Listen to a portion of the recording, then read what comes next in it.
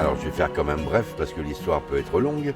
Je suis né de parents, mon père au Canada. Mon père était le plus grand comique canadien et ma mère était une fantaisiste, imitatrice, etc. C'était le couple vedette. Ils se sont séparés. Ma mère m'a emmené en France avec mon frère. Je voyageais avec ma mère tout le temps de ma jeunesse, dans le music-hall, etc., etc. Je ne suis pas allé à l'école maternelle ni rien. Donc, et après, au bout d'un moment, je suis rentré à l'école du spectacle, qui était pour les fils d'artistes, fils de comédiens.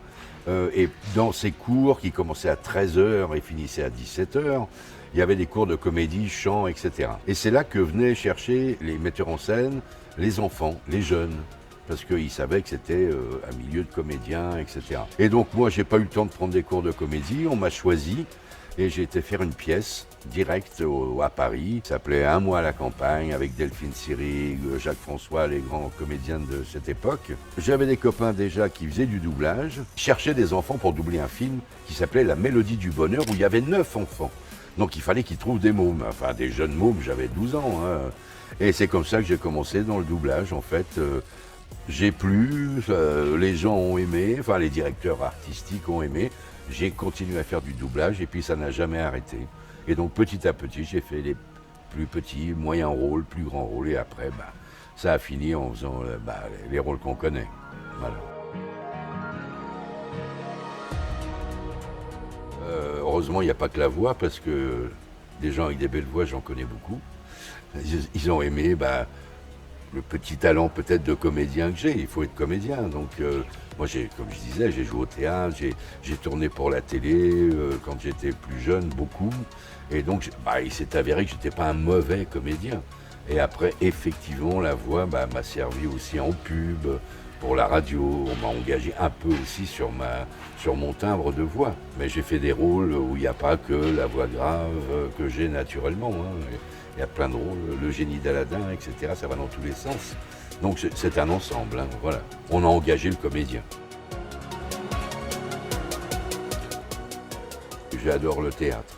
Franchement, cette expérience d'être face au public, etc. Oui, je pense qu'en un, je dirais le théâtre.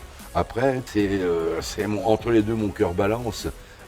Tourner au cinéma ou à la télé, c'est vachement bien aussi. Et puis en doublage, j'ai eu la chance de doubler des rôles extraordinaires et des comédiens extraordinaires, qui servent aussi d'entraînement pour le métier de comédien.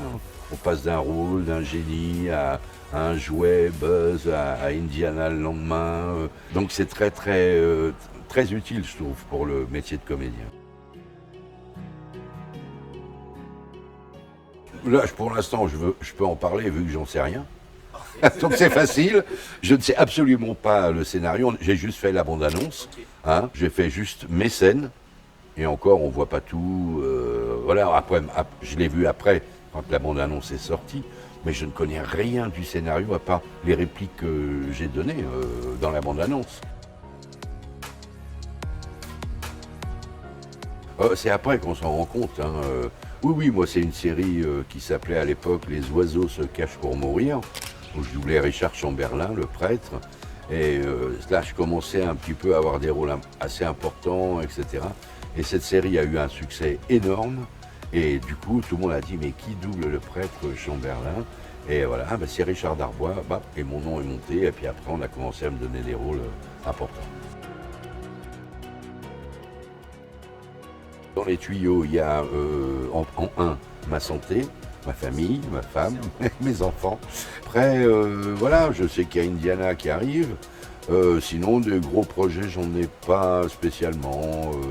Non, refaire ma cuisine, peut-être. Ah, mais voilà, mais j'étais ravi, hein. Là, on vient de faire la première journée du salon, là, de la convention. Très sympa. J'ai été très, très bien reçu. Franchement, je suis arrivé un jour avant exprès parce que je voulais visiter Colmar, que je ne connaissais pas. Et j'ai été très bien accueilli par Nicolas, voilà, qui m'a fait visiter Colmar, emmené manger dans un très bon restaurant. Et c'est pas fini. Donc, voilà, une très bonne expérience. Un peu fatigante toujours parce que j'ai dû signer je ne sais combien d'autographes et de photos avec des gens qui m'apportent toute leur chaleur, que des compliments. Donc c'est quand même très agréable.